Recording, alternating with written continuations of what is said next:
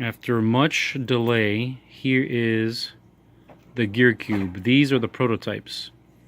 This one is the copper body, stainless steel body, brass body. And these are pure fidget toys, not necessarily spinners. As you can see, 4 axes of spinning these gears fidget. One move spins them. As you can see, they're at 90 degrees to each other.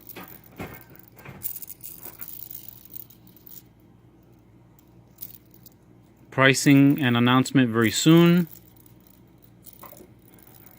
I will be sending these to Alana for review if she is interested. I personally like the brass with the brass buttons.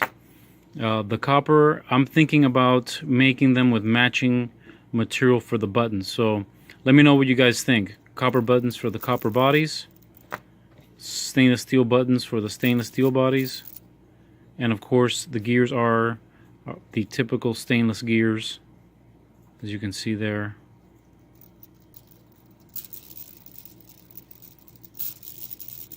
The clicking sound you've all grown accustomed to, but multiplied. It's a little bit interesting the way that it sounds.